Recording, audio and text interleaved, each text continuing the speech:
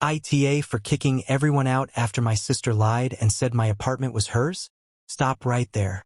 I need you to stop whatever you are doing right now and really think about what you just heard. Your own sister. The girl you grew up with. The girl who sat across from you at the dinner table every single night. The girl who borrowed your clothes and ate your food and knew every single thing about you because you shared a life together under the same roof. That girl walked into your apartment, looked around at everything you built, everything you worked for, everything you sacrificed for, and told your friends it was hers. Not yours. Hers. And then when you said something, when you finally said something, you became the villain. Your phone blew up. Your mom was upset. Your dad wanted you to apologize. And your sister was at home playing the victim like she had not just done the most disrespectful thing a person can do to someone they claim to love. And now you are sitting there wondering, was I wrong? Did I overreact? Should I have just let it go? No, absolutely not. You were not wrong. But I need you to hear the full story before you decide anything. Because this is not just about one night. This is not just about one lie. This goes so much deeper than that. This is about a pattern that had been building for a long time. Quietly, slowly, underneath the surface of a normal sisterly relationship, until one evening it finally exploded into something that could not be ignored anymore. Stay with me, because by the time we are done with this story you are going to feel a lot of things. And most of them are going to make complete sense. Let me ask you something first. Have you ever worked really hard for something? Not kind of hard. Not I put in some effort hard. Really, genuinely stayed up late and made sacrifices and said no to things you wanted and kept going even when it was exhausting. Hard? And then when you finally got that thing, when you finally held it in your hands and thought, okay, I did it, this is mine, I actually did this. Did anyone ever try to take credit for it? Did anyone ever casually act like they had some kind of claim on what you built? Did anyone ever reach into that feeling of accomplishment and quietly chip away at it? If yes, then you already know exactly how this story feels. And if no, then by the end of this video you will understand it in a way that you never have before. Because what happened to our poster, let us call her Zara, is one of those situations that sounds almost unbelievable when you first hear it. The kind of thing where your first reaction is, wait, seriously? That actually happened? Someone actually did that? Yes, someone actually did that. And the someone was her own sister. So who is Zara? Zara is 23 years old. She lives alone in her own apartment. And I want to be very specific about what that means because the details matter here. Living alone at 23 is not unusual. Plenty of people do it. But what makes Zara's situation significant is how she got there. She did not have help. She did not have parents who covered her deposit. She did not have a boyfriend who split the bills with her or a friend group situation where everyone pitches in. She did it entirely by herself. She graduated, got a job, and started saving. Immediately, with purpose. She had a goal and she worked toward it every single month. She budgeted carefully. She made choices that were not always fun, saying no to trips, to nights out, to things she wanted but did not need because she had a bigger picture in mind. She wanted her own front door, her own space, her own rules, her own life fully and completely on her own terms. And after about a year of seriously working toward that goal, she found the right apartment. Good area, safe neighborhood, reasonable rent. She applied. She went through the whole process, the paperwork, the background check, the conversation with the landlord, all of it. She did everything right. She crossed every T and dotted every I. And she got it. The moment they handed her the keys, she says, is something she will never forget. She stood outside her front door for a moment before she opened it. Just stood there, holding those keys, thinking about every small sacrifice that had led to this exact moment. And then she unlocked the door and walked into her apartment for the very first time. Her apartment. Hers. Completely and entirely hers. That feeling, that specific, hard-earned, deeply personal feeling of having built something from scratch that belongs only to you, that is what this whole story is really about. Because that is what was threatened. That is what was disrespected. That is what was casually, thoughtlessly, almost laughingly taken from her in a single sentence on an ordinary evening. Now let us talk about Amelia. Amelia is Zara's younger sister. She is 20 years old. She still lives at home with their parents. And again, there is nothing wrong with that. 20 is young. Living at home at 20 is completely normal and completely fine. But Amelia has always had a certain quality about her that Zara describes carefully in her post. Not meanly. She is clearly trying to be fair to her sister even while telling a story about something her sister did that genuinely hurt her. But honestly, Amelia has always been entitled. Not loudly. Not aggressively. Not the kind of entitled where someone stomps their feet and makes demands and everyone around them can clearly see what is happening. The quiet kind. The subtle kind. The kind that is actually much harder to deal with because it is so much harder to name. The kind where someone just assumes. Assumes that what is yours is available to them. Assumes that your space is shared space. Assumes that your boundaries are flexible and your rules are suggestions and your time and energy and belongings are resources she can access whenever she feels like it. Zara gives examples. Small ones. The kind of things that each individually seem too minor to make a big deal about. Amelia would take her clothes without asking. Not occasionally, regularly. Just walk into her room. Take what she wanted. Wear it. When Zara said something, Amelia would act genuinely confused. Like the concept of asking was strange. Like of course she could take her sister's things because they were sisters and that is just how it works. She would eat Zara's food. Specific things Zara had bought for herself. Something she was looking forward to, something she had planned around, and it would just be gone. And Amelia's response was always some version of "I did not think you would mind." She would make plans that involved Zara without asking Zara first. She would tell people Zara could give them a ride, or that everyone could hang out at Zara's place, or that Zara would help with this thing or that thing, all without a single conversation with Zara. Just announcements. Just assumptions that Zara's resources were also Amelia's resources to deploy. Each individual thing, annoying but manageable, small enough to overlook, not worth the fight, but all of it together over years. It is a pattern. A clear, consistent pattern of a person who has never fully learned where she ends and other people begin. And here is the important part. Here is the part that makes everything that comes next make sense. Zara knew this about Amelia. She had always known it. And she had always chosen to overlook it. Not because she was a pushover. Not because she did not notice. But because she loved her sister. Because she did not want conflict. Because in the grand scheme of things, borrowed clothes and eaten food felt like small prices to pay for keeping the peace in a relationship she valued. That is what people do when they love someone who has difficult qualities. They make allowances. They pick their battles. They tell themselves it is not worth it because usually in the moment it is not. The individual incidents are small enough that making a big deal about them feels disproportionate. The problem is that the pattern is not small. The pattern is significant, and the longer it goes on without being addressed, the more established it becomes. Until the other person is not just assuming they can access your things, they are assuming they can access your life. Which is exactly what happened when Zara moved into her apartment and made one decision that she probably did not think twice about at the time. She gave Amelia a spare key.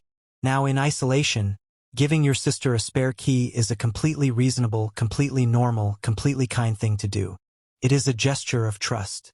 It is practical. It makes sense. But given who Amelia was, given the pattern that already existed, it was also, in retrospect, an open door. Literally and figuratively. Zara was not naive about it though. She gave Amelia the key with conditions. She sat her down and was explicit. She said, "This key is for emergencies or specific occasions when I ask you to come by. It is not a general access pass. You call before you come. You do not just show up. This is my home and I am sharing access with you as a gesture of trust. Please treat it that way." Amelia said she understood. She said of course. She was grateful. She agreed to everything. And for maybe 2 or 3 weeks she kept her word. She called ahead. She stayed reasonable amounts of time. She treated the apartment like a place she was visiting rather than a place she lived. And Zara thought, okay, we are fine. This is working. Maybe Amelia is more mature than I was giving her credit for. She was not. Started small. Of course it started small. It always starts small. Of course it started small. It always starts small. First it was coming without calling, just once, just because she was nearby. Fine. Understandable. Zara let it go. Then it was twice. Then it became a pattern. Then it was staying longer than she said she would. 30 minutes became 2 hours. 2 hours became half a day. She would settle in, really settle in, TV on, feet up, fully comfortable. Like she was in her own space. Then things started appearing. A jacket left behind. A phone charger. Then more, a bag of clothes. Toiletries in the bathroom. Things that do not get left behind by accident. Things you leave somewhere when you have started thinking of that somewhere as yours. Every time Zara said something, Amelia had an answer. A smooth, reasonable-sounding answer that made Zara feel like she was being unreasonable for bringing it up. I forgot. I did not think you would mind. Why are you making this into a thing? Why are you making this into a thing? That phrase. That specific phrase that is designed to make the person with the legitimate concern feel like the problem. Like you are uptight. Like you are difficult. Like a reasonable, chill, loving sister would just let this go. And Zara, who is none of those negative things, who is just a person who worked hard for something and wanted it to stay hers, kept letting it go. Until one completely ordinary evening when she invited 3 friends over. She did not tell Amelia about it. Why would she? Amelia did not live there. This was just a normal evening in her own home. Some close friends coming over, ordering food, hanging out. The kind of thing you do not announce to people who are not part of your household because it simply does not involve them. Her friends arrived. They loved the apartment. They settled in, and the evening had that warm, easy energy that comes from being around people you genuinely like. Zara felt comfortable, happy, at home in the best possible sense of the word. But I need you to sit with the weight of what you're doing right now. She was quiet. I stood up. I said, I'm going to go. I'm not going to make this dramatic. But I need you to understand that what you're telling me is one of the more significant things anyone has ever done to me. And I left. We are getting to the legal question everyone asks, and Marcus's decision about the money is not what you think. Subscribe and hit the bell right now. The question everyone asks when they hear this story is, did you try to get the money back? And the answer is, I spoke to a solicitor. I had the conversation. I understood the landscape. The payment had been made as a gift, transferred directly to the loan servicer with no documentation framing it as a loan. This was important. In the absence of a formal loan agreement, the money is legally a gift, and gifts cannot be recalled simply because the relationship that motivated them has ended. The solicitor was kind about this. She said, there are circumstances under which recovery might be argued, misrepresentation, unjust enrichment, but they are difficult to establish and expensive to pursue, and the outcome is genuinely uncertain. I said, what would it cost to pursue it? She gave me a figure that, combined with the uncertainty of outcome and the emotional cost of a protracted legal process, told me everything I needed to know. I did not pursue it. Not because I thought it was the right outcome. $80,000 is not an amount that a reasonable person simply absorbs. But because the pursuit would have required me to spend the following year or more in active, ongoing engagement with the worst thing that had happened to me, and I decided that the cost of that engagement was higher than the figure I would be chasing. I made this decision clearly and without drama, and I am still, years later, at peace with it. Not happy about it. At peace with it. What I did instead was document everything. So before we get into the moment everything exploded, before we get into the confrontation, the kick-out, the family drama, all of it, I need you to understand who these 2 people really are. Because this story is not just about one night. This is not just about one lie. This is about a pattern. A dynamic that had been building for years. Quietly, slowly, underneath the surface, until one evening it finally broke through. And when you understand that pattern, everything that happened next makes complete sense. Let us start with Zara. Zara is 23 years old. And the first thing you need to know about her, the thing that matters more than anything else for this story, is that she built her life herself. That sounds simple, but it is not. Because building your life yourself at 23 means something specific. It means you did not wait for someone to hand you stability. You did not wait for the right moment or the right opportunity or the right person to show up and make things easier. You looked at where you were, you looked at where you wanted to be, and you figured out how to get there on your own. Zara got a job straight out of college. Not a glamorous job. Not a dream job. A real job, the kind that pays actual bills, the kind that requires you to show up every single day even when you do not feel like it, the kind that is not exciting but it is yours and you earned it. She worked that job. She saved money. She budgeted. She made sacrifices, nights out she skipped, things she did not buy, trips she did not take because she had a goal. She wanted her own place. Not a shared apartment with 3 roommates where you fight over who left dishes in the sink. Not a spare room in someone else's house. Her own place, her own space, her own front door that she opened with her own key. And she got it. She said, "I cannot believe you are doing this right now, in front of your friends, making me look bad. You are making me look bad." Not, "I am sorry, I should not have said that." Not, "You are right, I overstepped." Not any acknowledgement whatsoever of what she had done. Instead, she flipped it, made herself the victim, made Zara's completely reasonable response to an unreasonable situation the problem. And that right there is when Zara snapped. Not snapped in a screaming, throwing things kind of way. Snapped in a quiet, final, "I am completely done" kind of way. She stood up. She looked at Amelia. And she said, "I need you to leave." Amelia stared at her.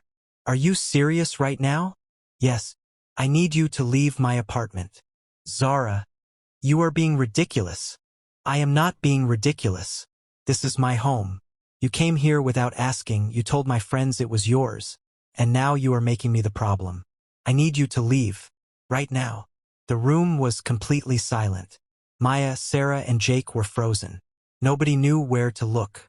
This was one of those moments that feels almost unreal when you are in the middle of it. The kind of situation where the social rules everyone normally follows have suddenly broken down and nobody knows what comes next. Amelia stood there for a moment. Zara said she could see it on her face, the calculation. Amelia was trying to figure out whether Zara was serious.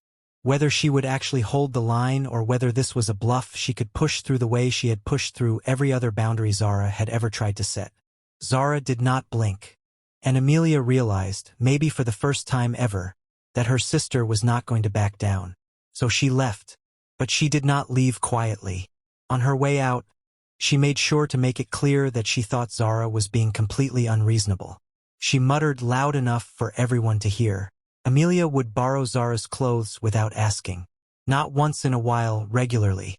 She would just go into Zara's room, take what she wanted, wear it, and when Zara said something, Amelia would act confused. Like the request itself was strange. Like sharing without asking was just obviously how things worked between sisters. Amelia would eat Zara's food. Again, not occasionally. Consistently. Zara would buy something specific, something she was looking forward to, and it would be gone. And Amelia would shrug. "I thought it was for everyone." Amelia would make plans that involved Zara without checking with Zara first.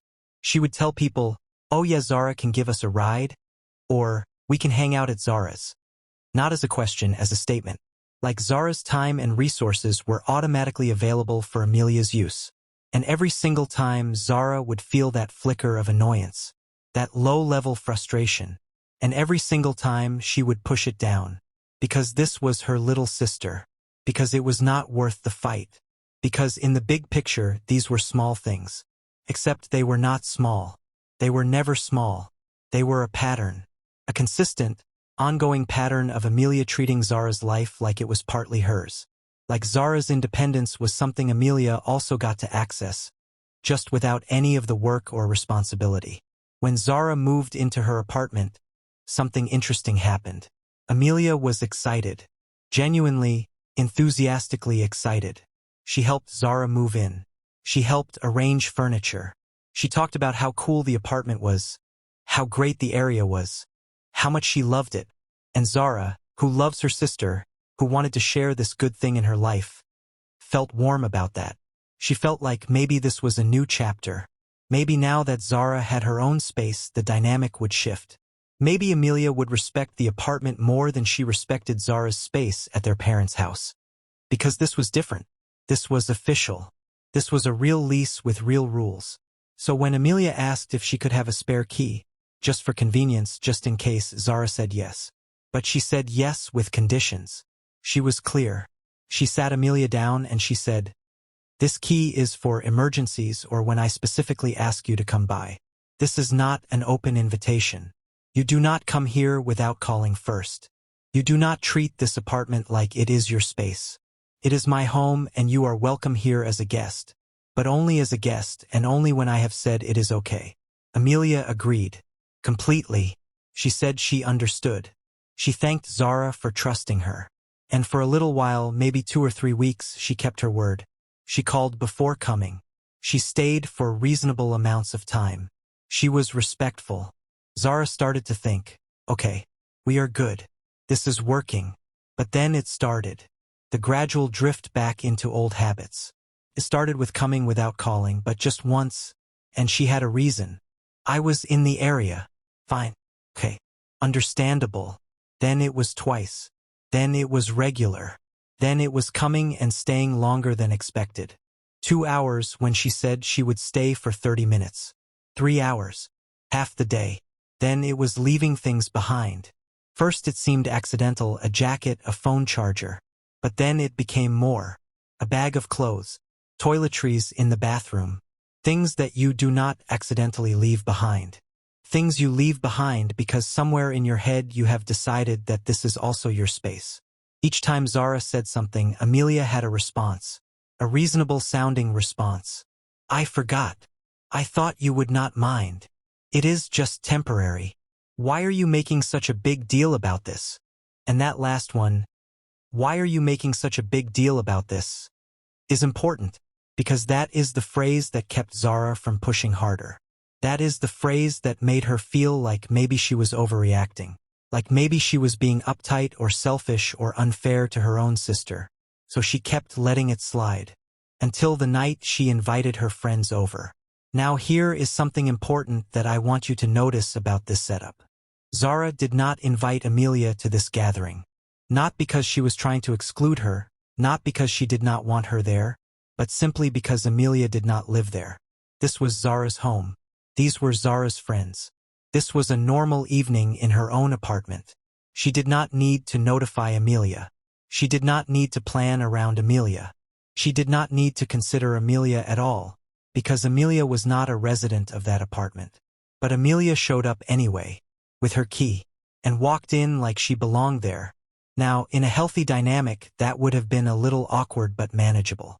Amelia would have realized she had walked into something, apologized for not checking first, and either joined the group politely or excused herself and left. That is what a normal person does. That is not what Amelia did. What Amelia did instead is the thing that Zara cannot stop thinking about. The thing that Reddit could not stop talking about.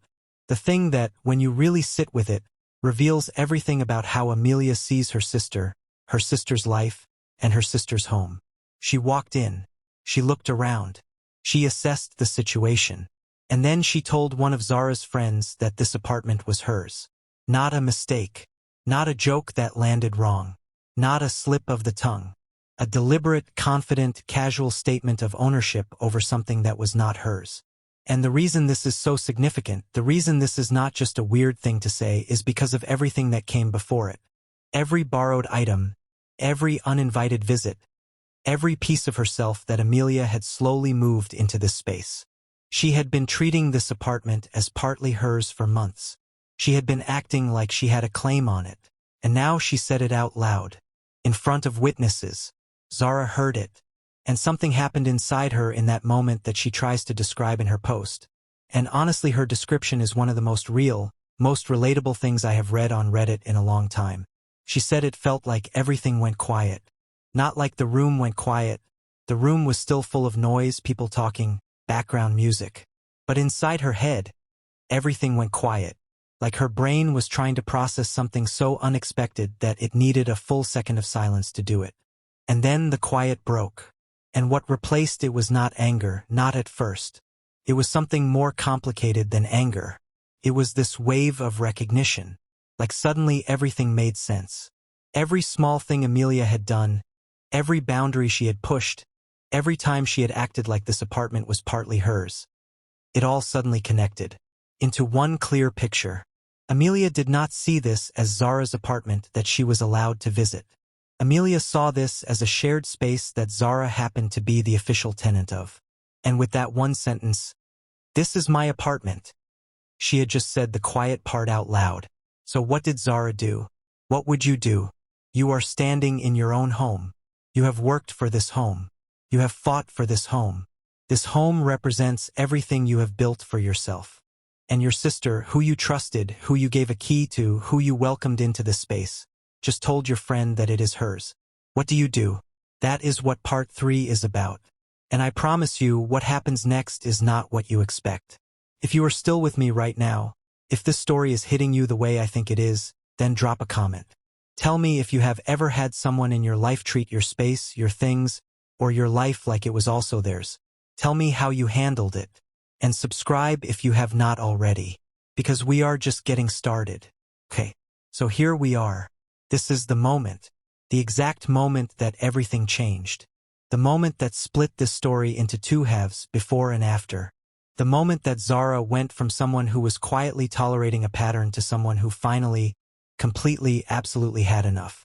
And I want to walk you through this slowly, because the details matter. Every single word that was said in this room matters. Every reaction, every expression, every choice that was made in the next few minutes, all of it matters. So stay with me. Let us set the scene properly. It is an evening, a regular weekday evening. Zara had a long day at work, the kind of day where you spend the whole afternoon just waiting for it to be over, where you count down the hours, where the only thing keeping you going is the thought of going home, taking your shoes off and just existing in your own space for a few hours. That was all she wanted. Just a normal, quiet, comfortable evening in her own apartment. She had invited 3 of her close friends. Not a party, not even a gathering really, just 3 people she trusted, people she was comfortable around, people she could be herself with. The plan was simple. Come over, order food, watch something, talk. The kind of evening that does not need to be planned because it just happens naturally when you are around people you actually like. Her friends arrived. Let us call them Maya, Sarah, and Jake. 3 people who knew Zara well, who had been in her corner for years, who were excited to finally see her apartment properly because she had just recently finished setting it up exactly the way she wanted. And the apartment looked good. Zara had put real effort into it. Not expensive effort, she was on a budget, but thoughtful effort. The kind of effort that tells you something about a person. She had chosen colors carefully. Arranged furniture in a way that made the space feel bigger than it was. Added small touches. Plants, a few framed photos, a rug that she had spent 3 weeks deciding on. That made it feel like a home rather than just a place to sleep. Her friends walked in and immediately complimented it. Maya said it felt like her. Sarah said she wanted to steal the rug. Jake said he was never leaving. And Zara felt it, that specific warmth that comes from being in your own space with people you love. That feeling of, this is mine and I am sharing it with people who matter to me and everything right now is exactly right. That feeling lasted about 45 minutes. 45 minutes in, they had ordered food, opened drinks, settled into that comfortable rhythm that close friends fall into easily. Conversations were overlapping. Someone had connected their phone to Zara's speaker. The food had not arrived yet, but nobody cared because the company was good. And then the front door opened. Not a knock. Not a ring of the doorbell. Not a text saying, "Hey, I'm coming over. Is that okay?" The door just opened. Because Amelia had a key. And apparently, in Amelia's mind, having a key meant she could use it whenever she felt like it. Zara looked up from her conversation and saw Amelia walking in. And in that first second, before anything happened, before any words were said, Zara felt a flicker of something. Not anger. Not yet. Just that low-level oh no feeling. The feeling of seeing a situation forming that you did not ask for and do not know how to handle gracefully in front of other people. Because that is the other layer of this. It is not just that Amelia showed up uninvited. It is that she showed up uninvited in front of an audience. In front of people Zara wanted to impress, or at least wanted to feel comfortable around. In front of people who were guests in her home and who were now about to witness whatever was about to happen. Amelia walked in like she owned the place. Literally, the body language, the comfort, the ease with which she moved through the space. She was not walking in like someone who was arriving somewhere she maybe should not be. She was walking in like someone arriving home. And then she saw the group. And she smiled. And she started talking. Now here is where it gets really important. And I need you to pay close attention to the sequence of events here because it matters enormously. Amelia did not apologize for showing up unannounced. She did not look at Zara and say, "Oh, sorry. I did not know you had people over. Should I come back later?"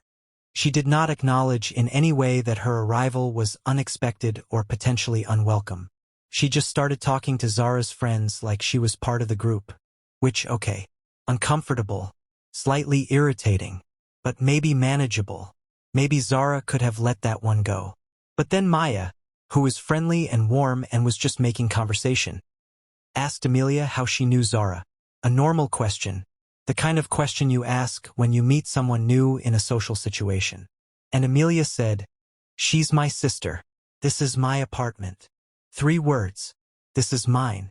Zara heard it. She was mid-sentence in a conversation with Jake. She stopped. Just stopped mid-word. Her brain registered what Amelia had said and everything else kind of fell away for a second. This is my apartment. Not our apartment. Not, I'm her sister. I'm here all the time so it kind of feels like mine. Not even a joke. Haha, I practically live here. Just a flat, simple, confident statement of ownership. This is my apartment. Maya, who did not know the full situation, looked a little confused. She looked between Zara and Amelia trying to figure out the dynamic. And because Maya is genuinely a kind person, she gave Amelia the benefit of the doubt. She assumed maybe she had misunderstood. So she asked a follow-up question. "Oh, do you two live together?"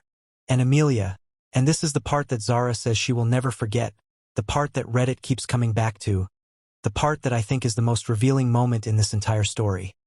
Amelia did not correct herself. She doubled down. She said, "Not officially, but I'm here so much it's basically mine too. Basically mine too." Okay. Let us stop here for 1 second, because I need you to really feel what just happened. Zara has worked for this apartment. She has saved for it, applied for it, signed a lease for it, furnished it, made it her home. This apartment exists because of her effort, her money, her choices. Nobody helped her get it. Nobody contributed to it. It is entirely hers.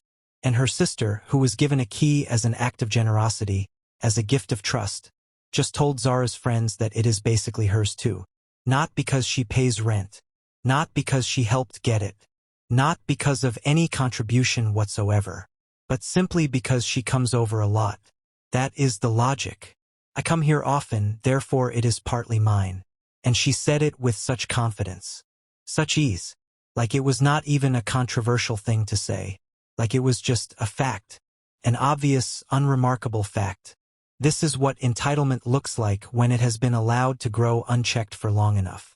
It stops feeling like entitlement to the person who has it. It just feels like truth. Zara had 2 choices in that moment. She could let it go. She could laugh it off, redirect the conversation, deal with it later privately. The diplomatic option.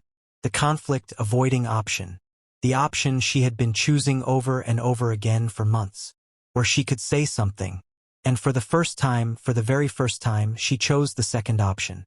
She said, clearly and calmly, in front of everyone, "Actually, this is my apartment. I pay the rent here. Amelia is my sister and she visits sometimes." Simple, factual, not aggressive, not dramatic, just the truth.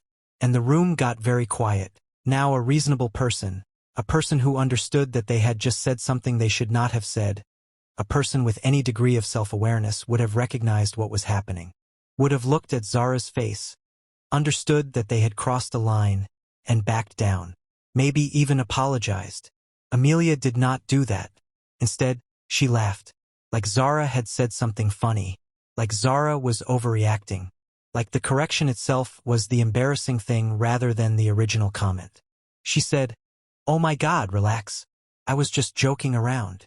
She was just joking. Except she was not joking. Her voice when she said it the first time was not jokey. Her tone was not playful. She was not laughing when she said it. She said it completely straight-faced as a statement of fact. And only after Zara pushed back did it suddenly become a joke. This is another thing that people with this kind of entitlement do. When they get called out, they reframe. They gaslight. Suddenly what they said was a joke, a misunderstanding, something you are taking too seriously. And in doing so they put the burden back on you. Now you are the uptight one, the oversensitive one, the one who cannot take a joke. Zara knew exactly what was happening. She had seen this move before. Many times. She knew that if she let it go now, if she accepted it was just a joke framing, then nothing would change. This would happen again. Next week, next month, in front of different people or the same people, Amelia would do something like this again. Because she had always been allowed to. So Zara did not let it go. She looked at Amelia and said, "It was not a joke. You said this was your apartment. It is not. I need you to understand that." Still calm, still not shouting, just firm. And here is where it escalated. Because Amelia, instead of backing down, instead of recognizing that she had genuinely upset her sister and trying to fix it, got defensive. She said, "I cannot believe you are doing this right now, in front of your friends, making me look bad. You are making me look bad. Not, I am sorry, I should not have said that. Not, you are right, I overstepped. Not any acknowledgement whatsoever of what she had done. Instead she flipped it, made herself the victim, made Zara's completely reasonable response to an unreasonable situation the problem. And that right there is when Zara snapped. Not snapped in a screaming, throwing things kind of way. Snapped in a quiet, final, I am completely done kind of way. She stood up. She looked at Amelia. And she said, "I need you to leave." Amelia stared at her. "Are you serious right now?" "Yes. I need you to leave my apartment." "Zara, you are being ridiculous." "I am not being ridiculous. This is my home. You came here without asking, you told my friends it was yours, and now you are making me the problem. I need you to leave. Right now." The room was completely silent. Maya, Sarah, and Jake were frozen. Nobody knew where to look. This was one of those moments that feels almost unreal when you are in the middle of it. The kind of situation where the social rules everyone normally follows have suddenly broken down and nobody knows what comes next. Amelia stood there for a moment. Zara said she could see it on her face, the calculation. Amelia was trying to figure out whether Zara was serious. Whether she would actually hold the line or whether this was a bluff she could push through the way she had pushed through every other boundary Zara had ever tried to set. Zara did not blink. And Amelia realized, maybe for the first time ever, that her sister was not going to back down. So she left. But she did not leave quietly. On her way out, she made sure to make it clear that she thought Zara was being completely unreasonable. She muttered loud enough for everyone to hear. She muttered loud enough for everyone to hear. She grabbed her things with the energy of someone who wants you to know how offended they are. She did not say goodbye to Zara's friends. She just stormed out. And the door closed behind her. And the room stayed quiet for about 5 seconds. And then Jake, bless him, said, "So, should we eat when the food gets here or?" And everyone laughed. That slightly uncomfortable laughter that happens after tension breaks. And the evening continued. But it was different now. The warmth was still there, but underneath it was something else. That residue that a conflict leaves behind. That slight hum of something unresolved. Zara held it together for the rest of the evening. She laughed, she talked, she was present. But inside she was processing. Running through what had just happened. Thinking about what came next. Because she knew. She absolutely knew. That this was not over. And she was right. Because 20 minutes after Amelia left, Zara's phone started going off. First Amelia. Then her mom. Then her dad. Then Amelia again. She did not answer any of them that night. She turned her phone face down and got through the rest of the evening with her friends. But she knew what was waiting for her. She knew that Amelia had gone straight home and told her version of events. She knew that her parents had been given a story. Probably a very different story from what actually happened. She knew that by morning, she was going to be the bad guy. And she was right about that too. What her family said, what her parents got involved in, how Amelia framed the whole thing. and then what Reddit said about all of it. That is what part 4 is going to cover. And I want to warn you, the family's response is genuinely shocking. Not because it is dramatic or extreme, but because of how completely normal it probably sounds to a lot of you watching this. Because a lot of you have been in this exact situation, where you finally stood up for yourself, finally held a boundary, finally said enough, and somehow, inexplicably, you ended up being the one who had to justify yourself. That is what part 4 is about.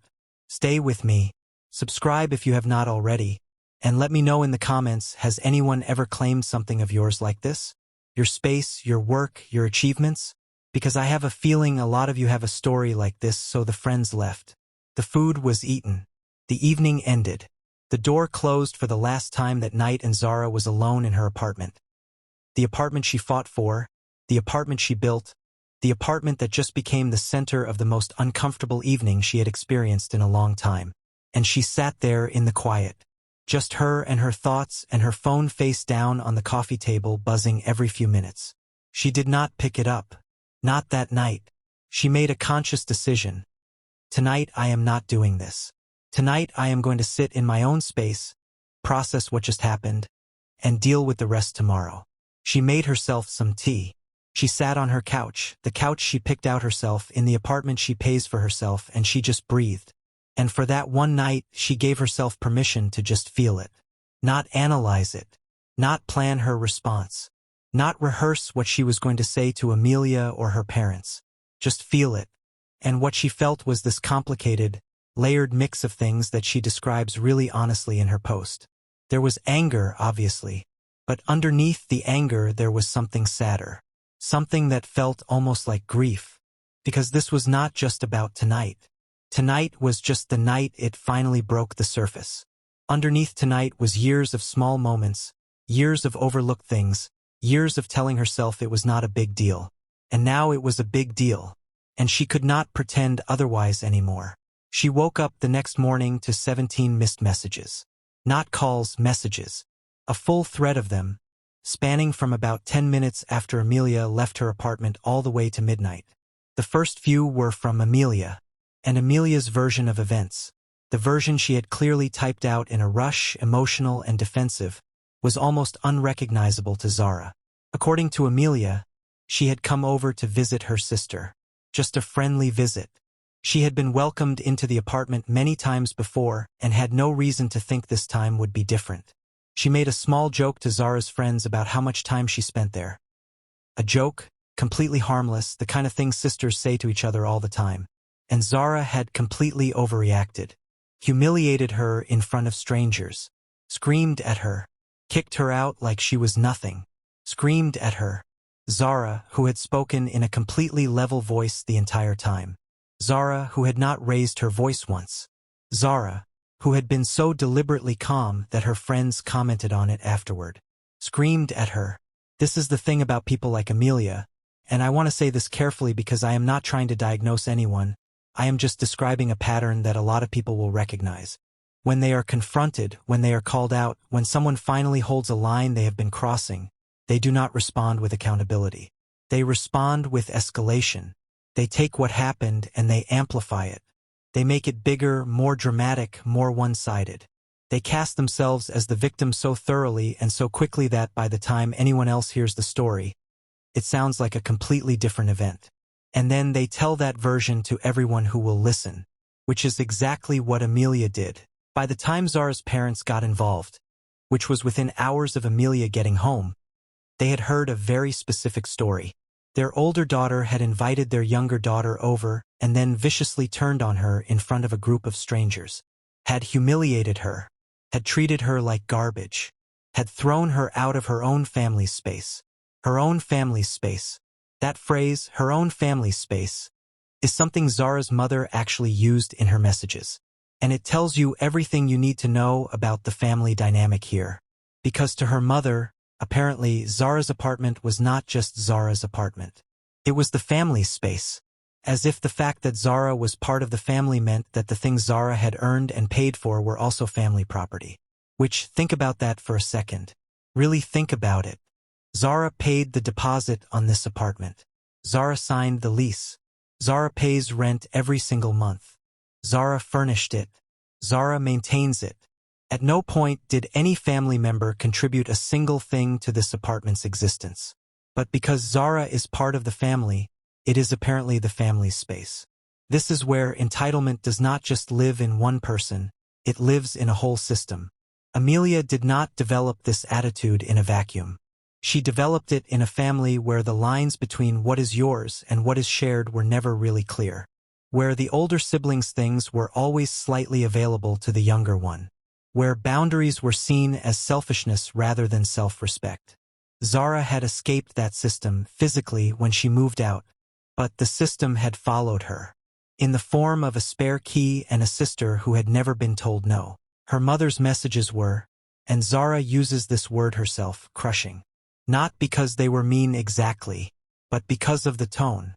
The complete, unquestioned assumption that Zara was wrong. There was no, what happened?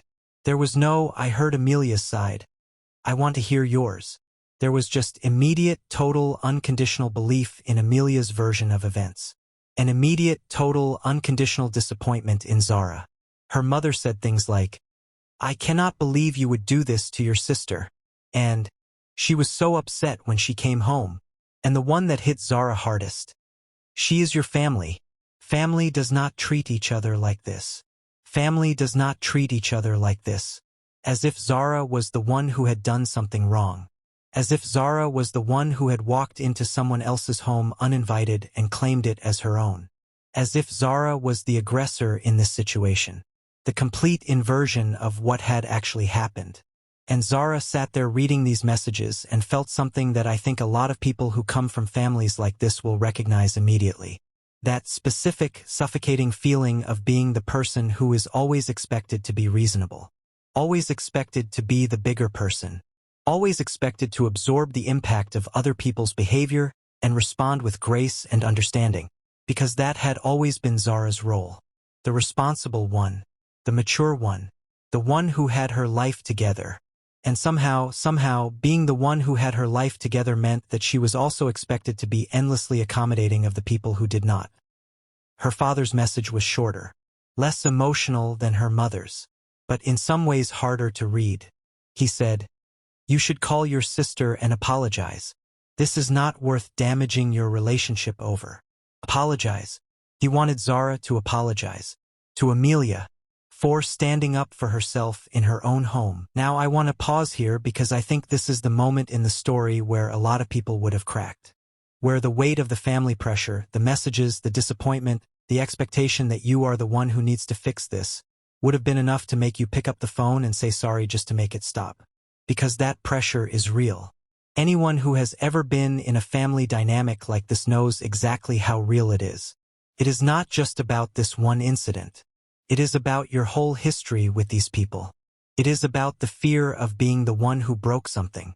It is about loving people who are not being fair to you and not knowing how to hold both of those things at the same time. Zara felt all of that. She said in her post that she sat with her phone in her hand for a long time that morning. Really considering it. Not because she thought she was wrong. She knew she was not wrong. But because she was tired. And because part of her just wanted it to be over. And she knew that the quickest way to make it be over was to apologize. But she did not apologize. She did not call Amelia. She did not respond to her mother. She did not call her father back. Instead, she did something that I think was genuinely brave given the circumstances. She wrote everything down. The whole thing from beginning to end, the pattern of behavior, the spare key, the months of boundary violations, the night it happened, exactly what was said word for word. She wrote it all down clearly and carefully. And then she posted it to Reddit and asked one simple question. Am I the asshole? Now before we get into what Reddit said, and Reddit said a lot, 238 comments worth, and we are going to go through the most important ones in detail, I want to talk about one more thing that happened in that family conversation that Zara mentions almost as an aside in her post, but that I think is actually really significant. At some point during the back and forth, after Zara had finally responded to her mother with a brief explanation of what actually happened, her mother said something that revealed the whole thing in a new light. She said, Amelia looks up to you. She just wants to be close to you. Is it so terrible that she loves spending time at your place? And there it is. That is the reframe that families do. That is how behavior that is genuinely problematic gets wrapped in something soft and sympathetic and hard to argue against. It is not entitlement, it is love. It is not boundary violation, it is closeness. It is not disrespect, it is admiration. And the implication underneath all of that is, if you push back against this, you are rejecting your sister's love. You are saying you do not want to be close to her. You are the cold one, the distant one, the one who values her independence more than her family. It is a masterful guilt trip. And it works because there is a tiny grain of truth buried inside it. Amelia probably does look up to Zara. Amelia probably does want to be around her. Those things can be true, but they do not make the behavior okay. Loving someone does not give you the right to claim their space. Admiring someone does not give you the right to erase the line between their life and yours. Wanting to be close to someone does not mean that person owes you access to everything they have built. Love is not a pass. Admiration is not a license. And Zara knew that, even when her family tried to make her feel like it was. So by the end of that first day, the day after the incident, this was where things stood. Amelia was at home, hurt and defensive, firmly believing that she had done nothing wrong and that Zara had massively overreacted. Zara's parents were disappointed in her, fully on Amelia's side, waiting for Zara to apologize and fix things. And Zara was alone in her apartment. The apartment she worked for, the apartment she earned, the apartment she had just defended for the first time ever. Reading 238 Reddit comments and trying to figure out whether she had done the right thing. She had. And Reddit was about to tell her exactly that. In the most definitive, overwhelming, unanimous way possible. What those comments said, the ones that validated her, the ones that challenged her, the ones from people who had lived versions of this exact story, that is all coming in part 5. And there is one comment in particular. One comment that Zara says she read 5 times. One comment that she says made her cry, not sad crying, the other kind. The kind where someone puts into words exactly what you have been feeling but could not say yourself. I will read it to you in full in part 5. Stay with me. And if this story is hitting close to home, if you recognize this dynamic from your own family, your own life, drop it in the comments. Because I read every single one. And you might be surprised how many other people are reading along and feeling exactly the same thing. Subscribe if you have not already. Part 5 is next. So here we are. The final part. Zara posted her story. She laid out everything. Every detail, every incident, every message, every word that was said that night. She did not dramatize it. She did not exaggerate. She just wrote what happened, as clearly and honestly as she could, and asked the question, am I the asshole? And Reddit answered. 238 comments. Thousands of upvotes. And the verdict was so clear, so overwhelming, so completely one-sided that even Zara, who had spent the whole previous night doubting herself, running through everything in her head, wondering if maybe she had overreacted, could not argue with it. She was not the asshole. Not even close. But the comments did not just stop at that. They did not just say, no, you are fine, your sister is wrong, the end. They went deeper than that. They named things. They identified patterns. They said out loud the things that Zara had been feeling but had not been able to articulate. And that is the thing about Reddit when it is working the way it is supposed to work. It is not just validation. It is clarity. It is 1,000 different people looking at your situation from the outside and seeing things that are almost impossible to see when you are in the middle of it. So let us go through the most important ones. The top comment, the one that got more upvotes than any other, the one that set the tone for everything that came after, said this. The moment your sister said, "This is my apartment," and then doubled down with "It's basically mine too," that was not a slip of the tongue. That was not a joke. That was her telling you exactly how she sees the situation. She genuinely believes she has some kind of claim on your space. And the fact that she has been slowly moving her things in, showing up without asking, making herself at home without permission, that is not affection. That is a slow, steady takeover. You did not overreact. You reacted exactly right. The only mistake you made was waiting so long to do it. The only mistake you made was waiting so long to do it. Zara said she read that line 3 times, because it reframed everything for her. She had spent so long asking herself whether she had overreacted, whether she had been too harsh, too sudden, too public about it. And here was someone telling her that the problem was not that she reacted. The problem was that she had been so patient for so long that, by the time she finally said something, it looked sudden from the outside. But it was not sudden. It was the result of months of small moments that had been adding up quietly in the background. It was not an overreaction. It was a delayed reaction. There is a huge difference. The second major comment that got a lot of attention came from someone who said they recognized the pattern immediately because they had lived it themselves. They wrote, "I had a sibling who did exactly this. Not with an apartment but with other things, my car, my clothes, my reputation at school, eventually my friendships. They just slowly absorbed pieces of my life into theirs. And the thing I wish someone had told me earlier is this: it does not stop on its own. It only stops when you stop it. Because to them it does not feel like taking. Feels like sharing. They genuinely do not understand why you are upset because in their mind they are not doing anything wrong. Which is why what you did was not just right, it was necessary. You cannot negotiate with someone who does not believe there is anything to negotiate about. You cannot negotiate with someone who does not believe there is anything to negotiate about." That line hit hard in the comment section. A lot of people responded to it. A lot of people said they had been in exactly that situation, trying to explain to someone why a boundary mattered, trying to make someone understand why what they were doing was not okay, and getting nowhere because the other person genuinely could not see the problem. And that is one of the most exhausting things a person can experience. Not conflict with someone who knows they are wrong and does not care, but conflict with someone who genuinely, sincerely believes they have done nothing wrong. Because you cannot reason your way out of that. You cannot have a productive conversation about it. The only thing you can do is hold your line. Firmly, consistently, without apology, and let them figure out the rest. Then there were comments about the family. A lot of comments about the family. Because for many people reading Zara's post, the family's response was actually more upsetting than anything Amelia had done. Amelia was who she was, entitled, boundary-pushing, self-centered. That was frustrating, but at least it was consistent. What really stung was the parents. The immediate, unquestioned belief in Amelia's version. The assumption that Zara was wrong. The demand for an apology. One comment said, "The fact that your parents heard your sister's version and immediately took her side without even asking for yours tells you everything about the dynamic you grew up in. Somewhere along the way, your family decided that you were the responsible one." Which sounds like a compliment, but it is not. What it actually means is that you became the one who was expected to manage everyone else's emotions. To be patient. To give more. To ask for less. To apologize even when you are not wrong. Because keeping the peace was always your job.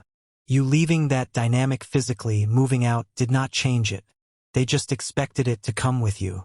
Tonight you finally said no. That is not something to apologize for. That is something to protect. Zara said this was the comment that made her cry. Not the comments that told her she was right. Not the ones that validated her frustration. This one. Because it named something she had never had words for before. That specific weight of being the responsible one. The way it sounds like praise but functions like a burden. The invisible expectation that had followed her out of her parents' house and into her own apartment. That her job was still to manage everyone else's comfort even at the expense of her own. She had been doing it her whole life. And she was done. There was one comment that pushed back slightly. Not defending Amelia, nobody defended Amelia, but raising a question about the parents. It said, "I wonder if the parents even know the full story. Amelia is 20 and she went home upset and told her version of events to people who love her. Of course they took her side, they only heard one side. Before you write off your whole family over this, it might be worth sitting down with your parents calmly and telling them exactly what happened. Not to get their approval or their validation, you do not need that. But just so they have the full picture. Because right now they are making a judgment based on incomplete information." And this comment, even though it was much more measured than the others, actually got a lot of upvotes too. Because there is wisdom in it. There is a difference between a family that hears both sides and still takes the wrong side and a family that only heard one side and made a snap judgment based on that. Zara acknowledged this in a reply. She said she knew she needed to have that conversation. She was just not ready to have it yet. She needed a few days to process before she could sit across from her parents and walk them through everything without either shutting down or getting emotional. Which is completely fair. Which is completely human. And then came the update.